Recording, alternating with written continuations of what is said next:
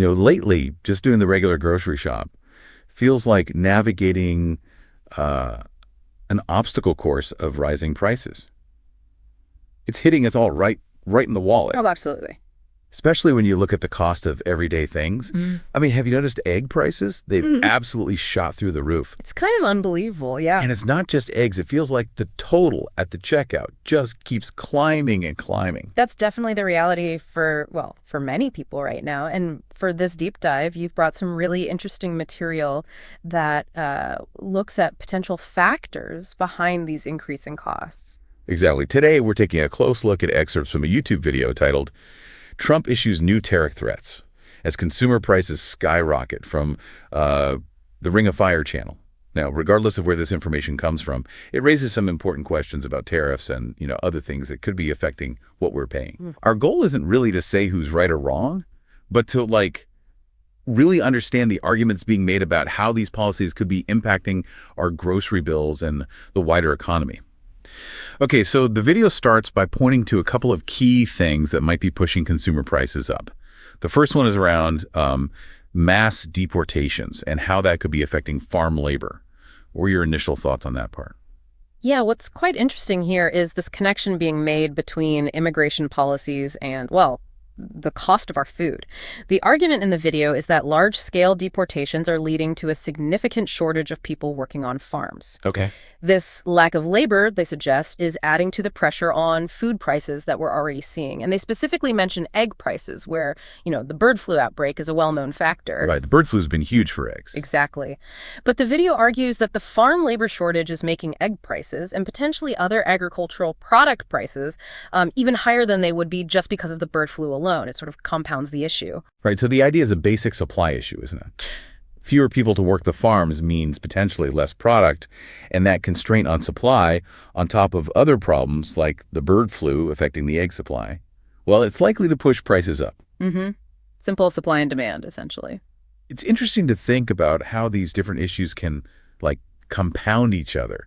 Now, the video then shifts to another significant point: the possibility of new tariffs being imposed by Donald Trump. This is where it gets really complex, especially when they start talking about some tariffs that are currently suspended and others that are already in place.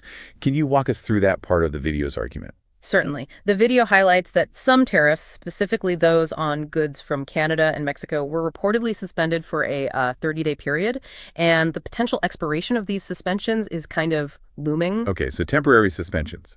Right. And it also reminds us that tariffs on goods imported from China are already in effect. Building on this context, the video emphasizes a significant claim that Donald Trump has been suggesting the imposition of tariffs on imports from almost every single country out there. Wow. Okay, that's broad. Very broad. This is presented as a potential blanket tariff of 10%, which was apparently a talking point during a previous campaign. And the video points to some specific instances where these intentions were communicated, right? Like recent things. Yes, exactly. The video refers to a memo that was reportedly sent within his administration around last Thursday, followed by a post on Truth Social over the past weekend. These communications seem to, reinforce the idea behind this reciprocal tariff proposal. Okay, let's really dig into this reciprocal tariff idea. What exactly does the video say is being proposed, and what's the reasoning given for it? So according to the Truth Social post quoted in the video, the reciprocal tariff proposal means that the United States would charge other countries the exact same percentage in tariffs that those countries currently charge on goods coming from the United States, no more, no less. Huh. Okay, mirror image. Exactly.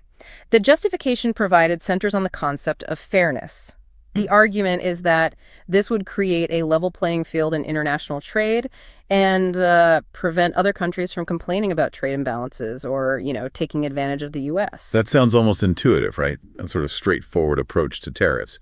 But there's a condition mentioned in the video, an exception to these tariffs, isn't there? There is, yeah. Trump states, according to the video, that there would be no tariffs if you manufacture or build your products in the United States. Ah, okay. The Made in USA incentive. Precisely. It's presented as a clear incentive for companies to bring their production facilities back to American soil and, create jobs here. Now, this is where the video seems to offer a strong counter-argument, suggesting that this idea of no tariffs if you build in the USA isn't as straightforward as it might sound. especially when you consider how, like, interconnected global manufacturing is today. Right. That's the key complication. What's the crux of their argument against this? Well, the core of the argument is that even when a product is finally assembled or built in the United States, it very often relies on a complex web of components and raw materials that are imported from various other countries. Okay, yeah, that makes sense. The video gives a couple of specific examples to illustrate this. They mention steel imports, pointing out that even though there are already tariffs on imported steel, many U.S. manufacturers still rely on it in their production processes. Right.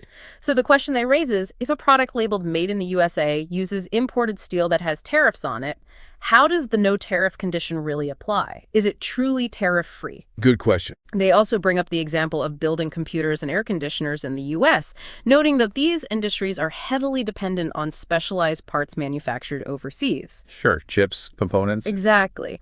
So the video argues that for a product to truly avoid tariffs under this proposal, it would likely need to be made entirely from start to finish using only U.S.-sourced materials, which is, frankly, increasingly rare in today's globalized economy.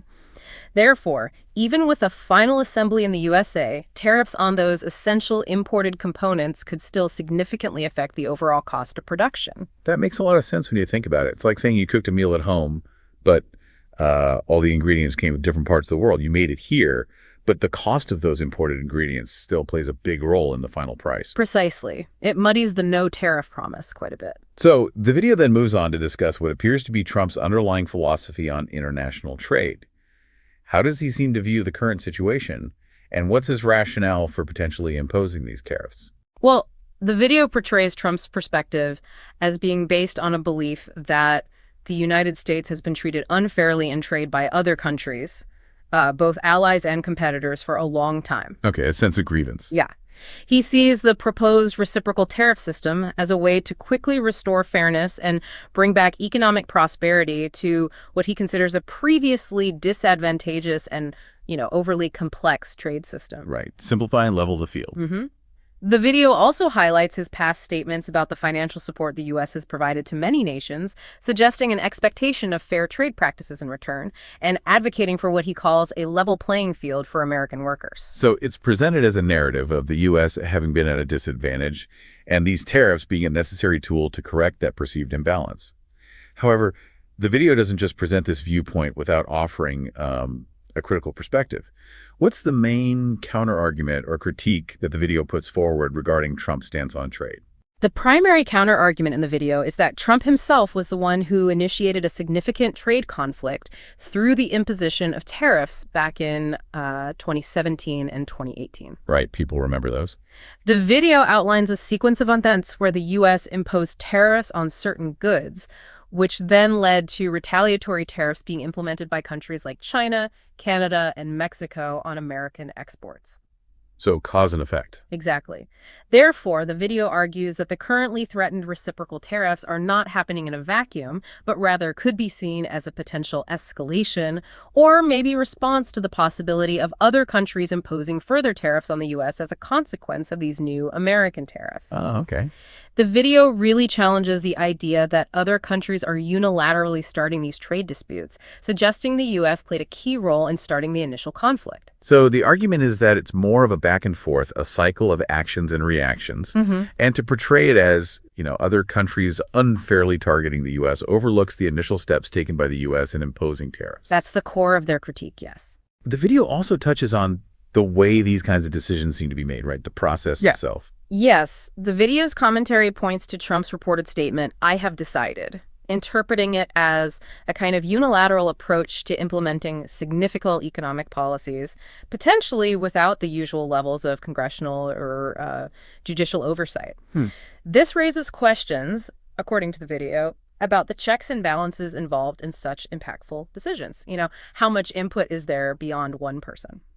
Okay, so we've covered the arguments around potential farm labor shortages impacting food costs, the proposal for reciprocal tariffs, the complexities of the Made in the USA argument, Trump's stated perspective on trade, and the critique of that perspective presented in the video. Now, let's tie this all back to where we started our conversation. Yeah. Those rising prices we're seeing at the grocery store and the impact on, well, on you, our listener. How does the video attempt to connect these potential tariff policies to the everyday consumer experience? Yeah. The video directly links the discussion of these tariff policies back to the increasing cost of goods for consumers, especially in areas like groceries. The central point is that these potential new tariffs could further intensify the inflationary pressures that consumers are already feeling. So making a bad situation potentially worse. That's the implication. It essentially asks you, the listener, to think about the direct connection between these seemingly high-level trade policies and what you pay for everyday necessities. It suggests that the cost of the items you regularly purchase could go up even more if these tariffs are implemented, and, crucially, if other countries retaliate, which history suggests they might. Right. Retaliation seems like a key part of the potential impact. So to bring it all together, we've looked at the argument that a shortage of farm labor, potentially linked to mass deportations, could be contributing to higher food prices alongside existing issues like the bird flu. We then dove into the proposed idea of reciprocal tariffs, the nuances of encouraging domestic manufacturing through tariff exemptions, the different viewpoints on the fairness of global trade, and the potential for these policies to have a knock-on effect on the prices consumers pay. It's a really interconnected picture, isn't it? It absolutely is, and it really underscores how various economic and political decisions can have ripple effects throughout the entire economy. The video we examined presents a specific perspective, suggesting that the proposed tariff policies, particularly the broad reciprocal tariffs, could ultimately lead to increased costs for consumers by potentially triggering retaliatory tariffs from other countries and further disrupting already stressed global supply chains. So as you're navigating those higher prices at the supermarket, it's worth considering the potential role that these larger discussions around trade and these proposed policies might be playing. It's not always a clear and immediate connection, obviously, but as we've explored, the arguments presented in this video certainly suggest a possible link. And this leads to a really important question, I think, for you to mull over. Given the intricate nature of global supply chains and international trade, what are the most effective ways to ensure fair trade practices without creating negative consequences for domestic consumer prices? Yeah, that's the million-dollar question, isn't it? It really is. It requires us to think critically about the interconnectedness of the global economy and the potential chain reaction that policy changes, especially broad ones like these proposed tariffs, can set in motion. There are rarely simple answers.